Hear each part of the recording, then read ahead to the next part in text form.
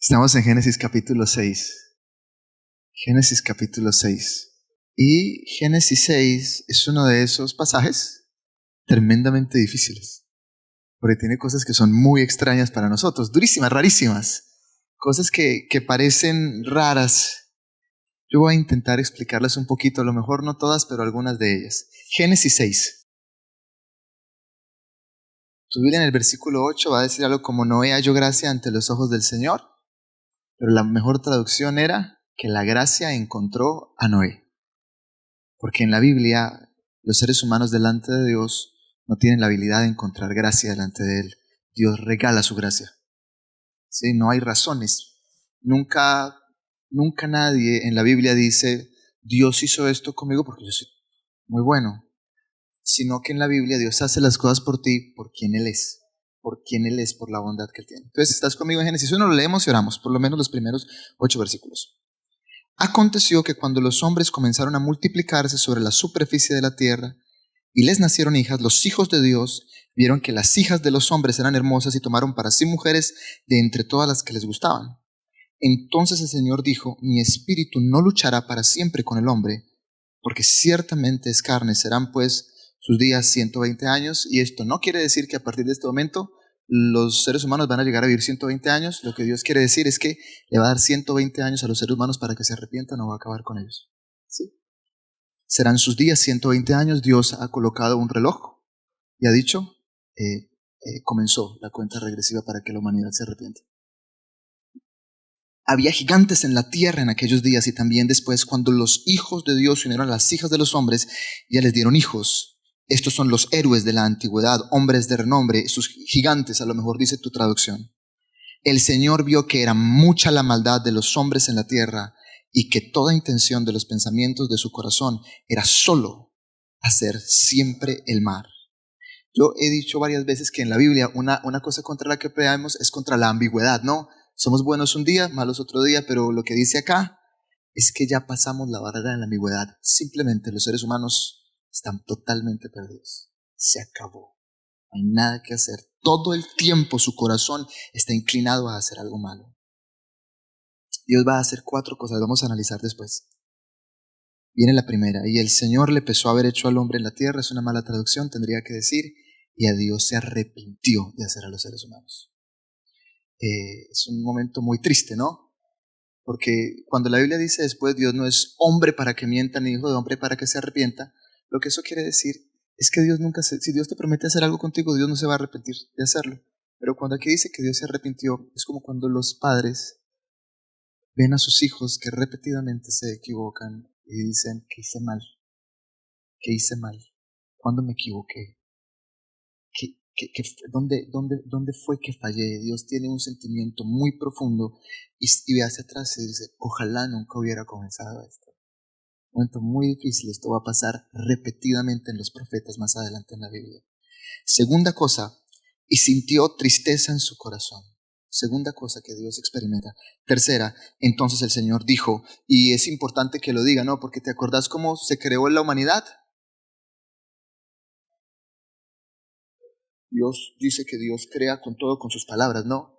Y ahora Jehová dice: borraré de la superficie de la tierra al hombre que he creado, desde el hombre hasta el ganado, los reptiles y las aves del cielo, porque me pensé haberlos hecho. Y tú dices: ¿y ellos qué culpa tienen? ¿Cierto? Si los seres humanos son los que pecaron, ¿qué culpa tienen ellos? Y la cuarta acción de Dios es la importante del pasaje. Pero la gracia de Dios encontró a Noé. ¿Cierto? Entonces te dije que es un pasaje muy extraño. ¿Nunca han escuchado eso? Es que de los Nefelim. Sí. Este es el pasaje de los Nefelim, ¿cierto? Los Nefelim simplemente es una manera de hacer una transliteración. En vez de traducírtelo, te lo pone como dice en hebreo. Y Nefilim significa los caídos. ¿Quiénes son los hijos de estos seres espirituales que se acostaron con estas mujeres de los hombres? Los seres caídos.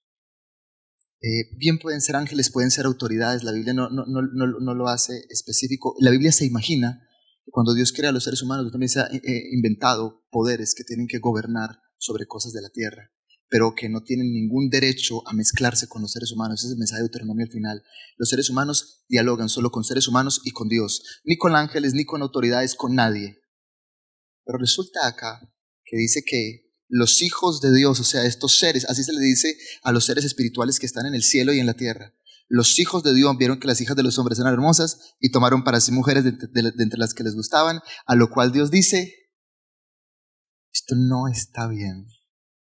De la misma razón por la cual la sexualidad está limitada al matrimonio en la Biblia, porque Dios se ve las cosas con un orden.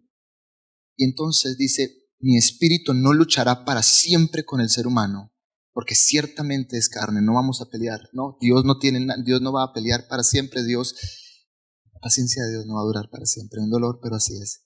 Serán pues sus días 120 años, y como te dije, Dios volteó un reloj en el cielo y dijo, si no se arrepienten en 120 años, acabaré con ellos. Y es muy importante que diga que Dios les dio 120 años, ¿no? Porque cuando Dios va a atacar o cuando Dios determina que va a dar un castigo a alguien en la Biblia, Dios nunca lo ejecuta. ¿Te acuerdas cuál es el nombre que Dios se da a sí mismo cuando va a pasar frente a Moisés? No, exacto, que Dios no se da un nombre, sino que se da una caracterización. Jehová, Jehová, ¿te acuerdas? Poderoso, fuerte, vengador, pero luego dice, lento para la ira, ¿cierto? Y grande en misericordia, que no contenderá para siempre con los seres humanos, sino que va a castigar a sus pecados. Entonces, este es uno de estos momentos en los que los 120 años son un momento de la misericordia de Dios. Es un momento de Dios de decir, cuando yo voy a castigar a alguien, le doy mucho tiempo para que se arrepienta.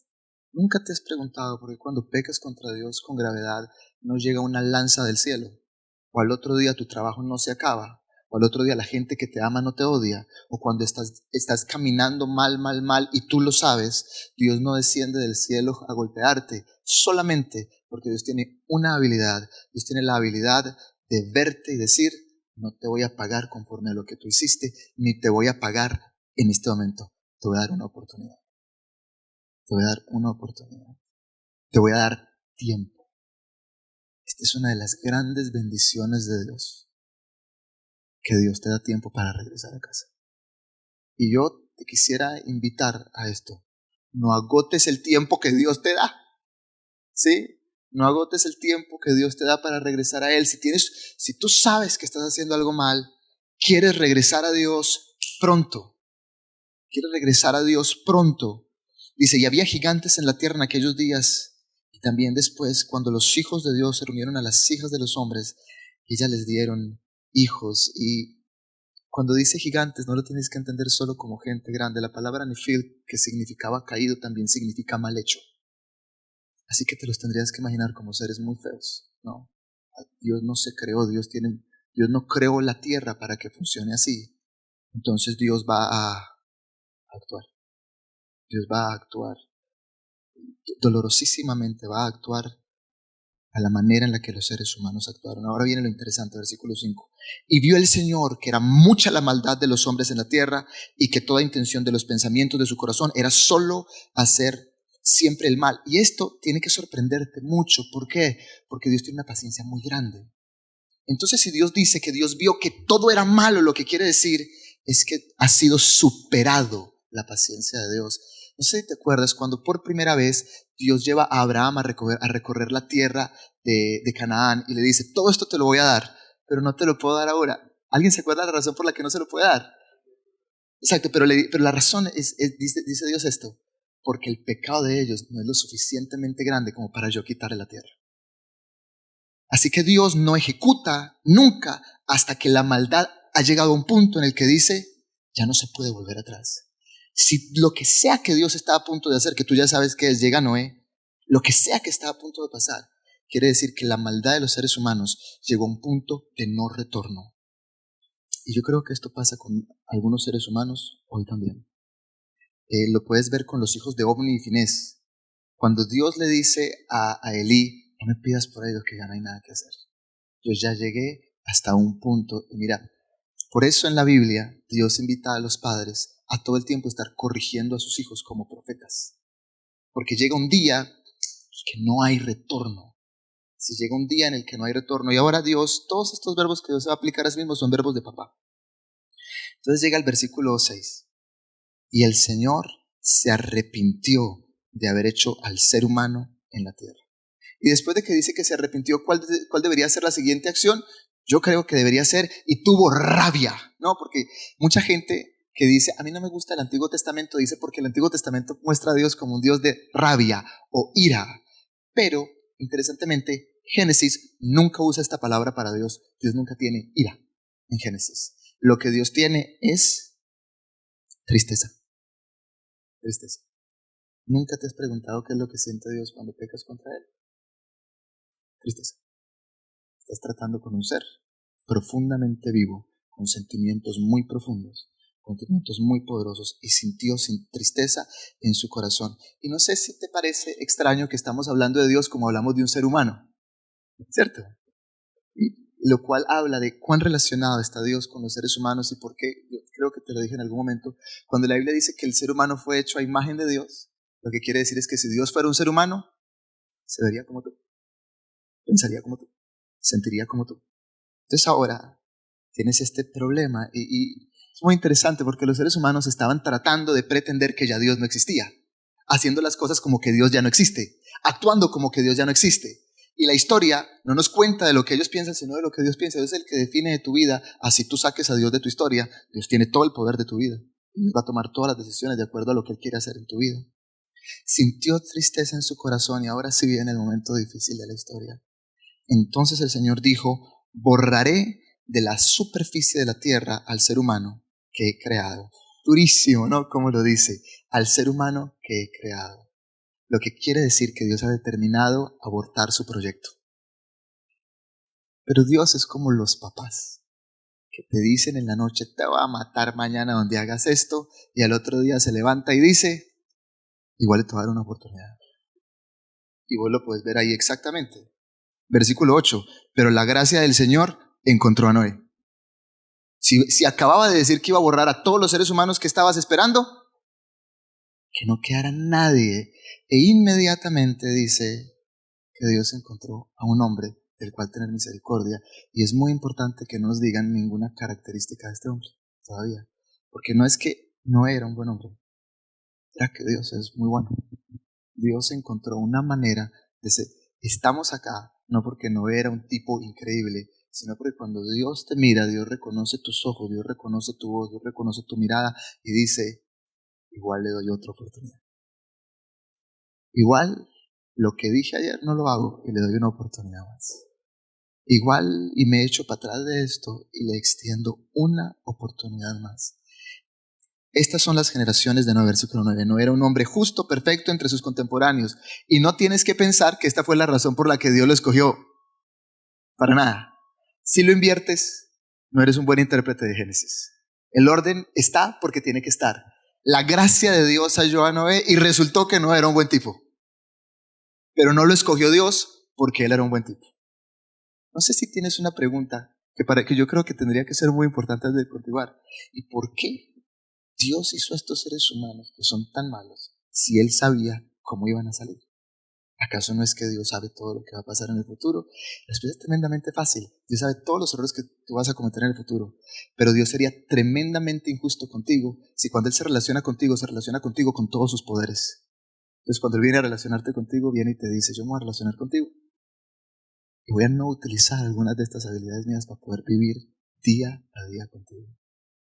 Voy a vivir contigo hoy como si este fuera mi tiempo.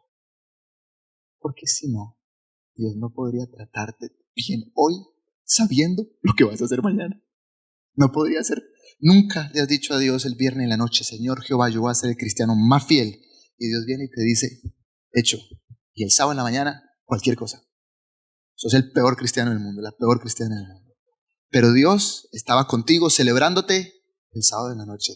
Razón por la cual, por allá, justo antes, esto es tremendamente, Primera de Samuel es tremendamente explícito en esto. Dios le promete a David que va a hacer un pacto con él. Le dice, yo siempre voy a estar contigo, yo te amo. Y David le dice lo mismo. Y al siguiente pasaje, David va, se acuesta con esta tipa, mata a este tipo, el niño se muere. Y tú te preguntas, ¿acaso Dios no sabía que él iba a fallar el pacto? Y tú dices, sí, pero a Dios le gusta vivir conmigo día a día. Dios quiere vivir contigo día a día. Esta es una de las grandes habilidades de Dios. Tener misericordia de ti, tratándote en tu tiempo. Pero también es una tremenda responsabilidad. Si Dios decide tratarte hoy, en tu tiempo, tú necesitas mostrarle en tu tiempo a Dios que tú le quieres ser fiel, que tú no te quieres quitar Entonces te decía que el orden es importante del versículo 8 al versículo 9. La gracia del Señor encontró a este hombre. Lo encontró porque Dios es bueno. Lo encontró porque Dios es bueno. Y quisiera que fueras conmigo a Isaías. Lo podemos leer juntos, si lo recuerdo bien. Si no, es un fracasote, pero creo que está en Isaías 28, 21. Ojalá. Sí, ese es. Isaías 28, 21. Porque el Señor se levantará como en el monte Perasim, se enojará como en el valle de Gabaón, para hacer su tarea, su extraña tarea, para hacer su obra, su extraordinaria obra. Pero, ¿qué es eso de extraño y extraordinario? Dios está a punto de castigar al mundo y a Israel, pero para Dios castigar y destruir es extraño. ¿Qué era lo que Dios había creado a la humanidad para que fuera? Bendita, feliz, próspera. Cada vez que Dios castiga a uno de sus hijos es extraño para él. No fue para lo que Dios te creó. Esta es su extraña tarea. Nunca tiene Dios placer. Ezequiel va a intentar contradecir esto que estoy a punto de decir, pero no lo va a contradecir. Simplemente metafórico. Dios no toma placeres en herirte. Dios toma placeres en bendecirte. Cuando Dios te castiga, le es extraño tratar contigo de esa manera. Así que Dios está haciendo en este pasaje cosas que Él no quisiera hacer contigo, que Él no quisiera hacer con nadie. Por si alguna vez pensaste que el Dios del Antiguo Testamento, el Dios bravo, este Dios es tremendamente bello y bueno. En Jeremías, Dios le dice a los seres humanos, mire, ni siquiera arrepiéntanse porque me aman, arrepiéntanse para que no los castigue. Y adivine qué hace el rey de Israel, manda a capturar al profeta que le dijo eso. Tremendo. Y adivina de quién está hablando el libro. Entonces ahora la pregunta que tienes que estar pensando es, ¿qué hizo Dios luego si estos seres humanos le salieron tan mal? ¿Cuál ha sido la solución? Yo quisiera hablar por un ratito del Espíritu Santo. Si quieres ir conmigo a Ezequiel 36. Ezequiel 36, 26. Y si tú sabes un poquito de la vida de Ezequiel 36, con Jeremías y algunos de los profetas incluyen las promesas de Dios de colocar su Espíritu en tu vida y escribir su ley en tu corazón. Ezequiel 36, 26. Cuando Dios está diciendo todo lo que va a hacer para ejecutar su plan de ira contra el mundo, Dios viene con esta tremenda promesa, que es la promesa del Espíritu Santo. Y si tú dices, ¿qué es lo que el Espíritu Santo hace? Aquí viene. Además les daré un corazón nuevo y pondré un espíritu nuevo dentro de ustedes. Quitaré de su carne el corazón de piedra y les daré un corazón de carne. Y pondré dentro de ustedes mi espíritu y haré que anden en mis estatutos y que cumplan cuidadosamente mis mandamientos. ¿Qué hace el Espíritu Santo en tu vida? ¿Por qué puedes orar al Espíritu Santo? Lo miras al Espíritu Santo y le dices, Señor, me está quedando tan grande esto que estoy viviendo. Y quisiera que tú me ayudaras, quitándome el corazón de piedra y dándome la habilidad para no volver a pecar con lo mismo que estaba pecando. ¿Qué hace el Espíritu Santo? Te permite tener un futuro próspero porque lograste vencer tus pecados. Sobre todo si te miras al espejo y dices, 10 años llevo peleando con esto y no lo he logrado. 5 años llevo peleando con esto y no lo he logrado. 20 años llevo peleando con esto y no lo he logrado. ¿Qué hace el Espíritu Santo? Señor, ¿lo quieres volver a leer conmigo? Les daré un corazón nuevo y pondré un espíritu nuevo dentro de ustedes. Y quitaré de su carne el corazón de piedra y les daré un corazón de carne. Una de las personas que ha tenido mucho éxito en el curso Alfa en Inglaterra, cuenta cómo lo evangelizaron. Dice que llegó a esta reunioncita que estaban haciendo en la cárcel. Estaba preso, un tipo muy violento. Un tipo que era grosero con todo el mundo, que a todo el mundo le tenía un enemigo, era un tipo muy grande. En la cárcel toda esta gente se hace gigante. Y dice que llega a la cárcel, lo primero que nota es que todo el mundo lo trata lindo cuando llega, que había café, nunca lo habían tratado así.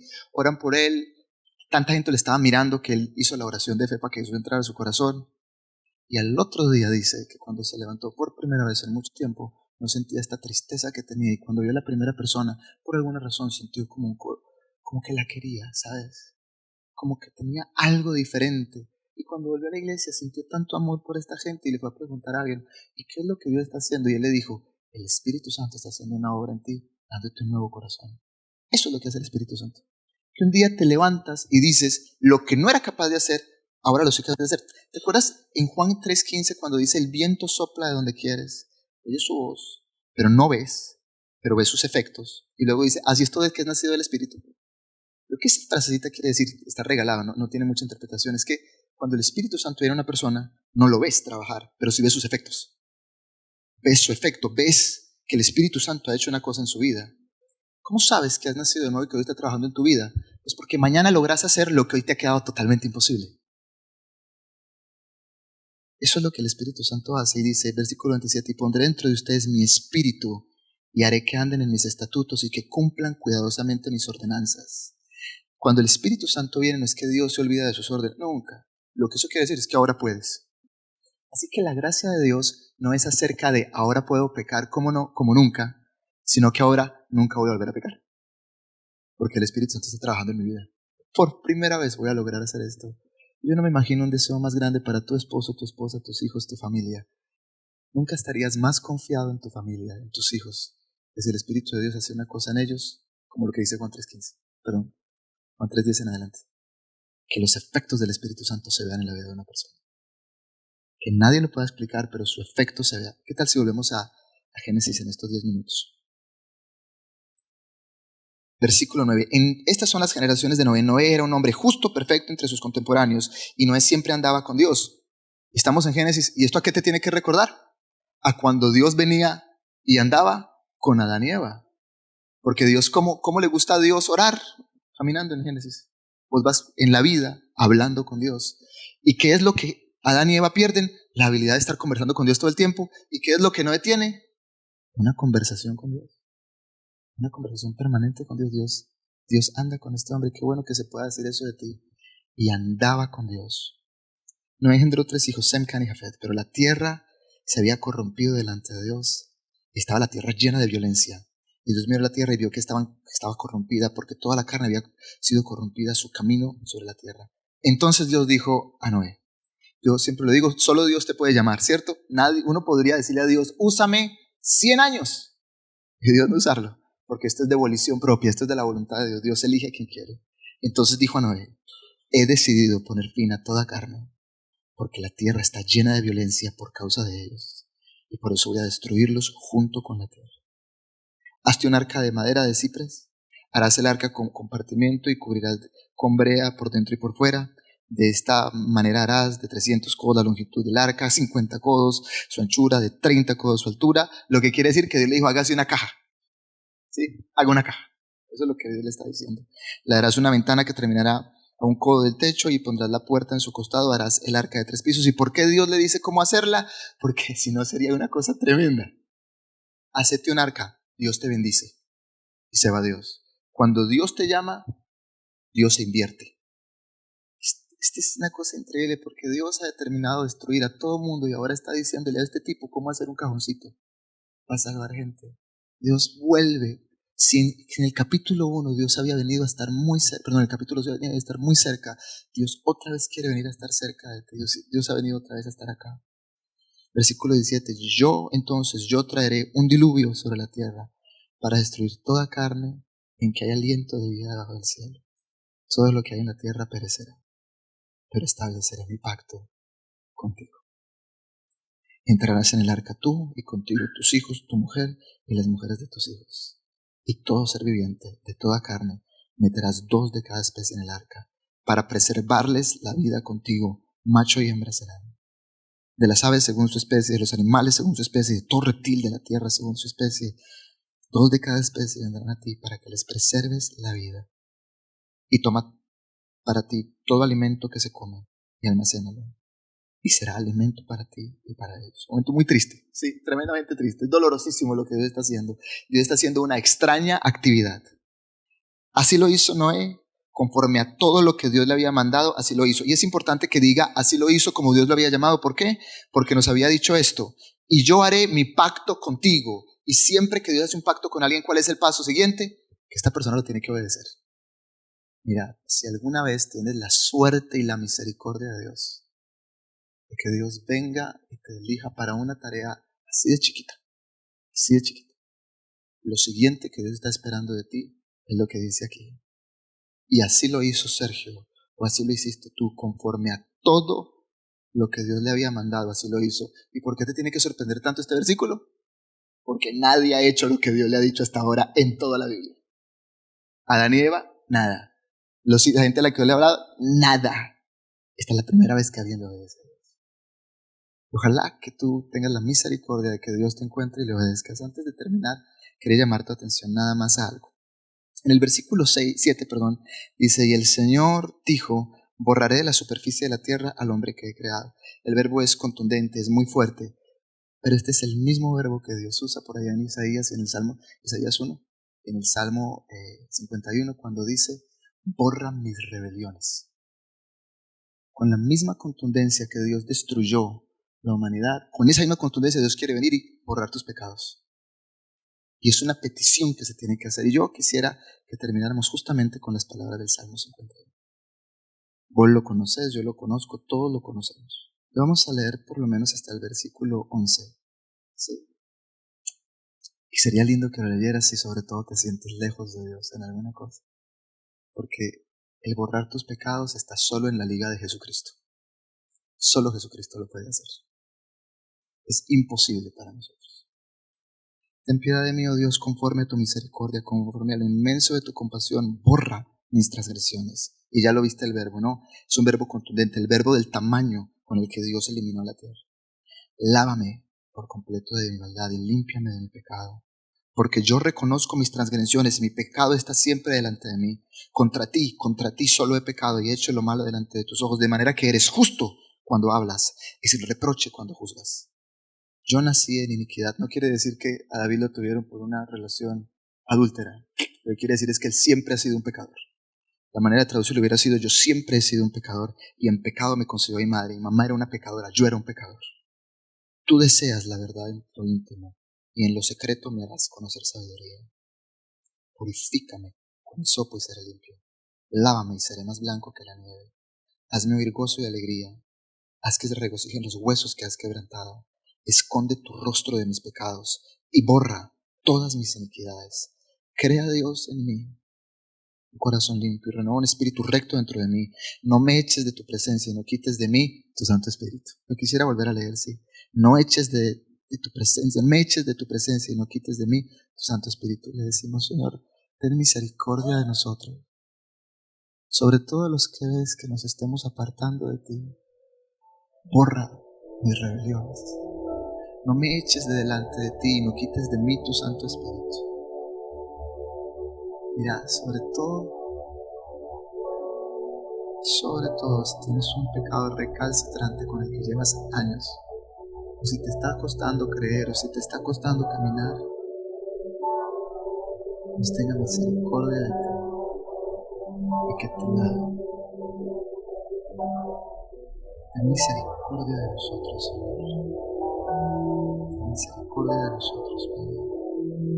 Espíritu Santo, transforma nuestra vida. Escribe tu ley en mi corazón. Escribe tu ley en mi corazón. Esto que no puedo hacer, que lo pueda hacer. Que tu poder tenga un efecto genuino en mi vida. Que tu poder tenga un efecto en mi vida. Esto dice Isaías 1:19. Vengan ahora y razonemos, dice el Señor, aunque sus pecados sean como la grana, como la nieve serán emblanquecidos, y aunque sean rojos como el carmesí, como blanca lana quedarán. Si ustedes quieren y obedecen, comerán lo mejor de la tierra. ¿Y por qué no te vas con esto? Si tú quieres y obedeces a Jehová, comerás lo mejor de la tierra.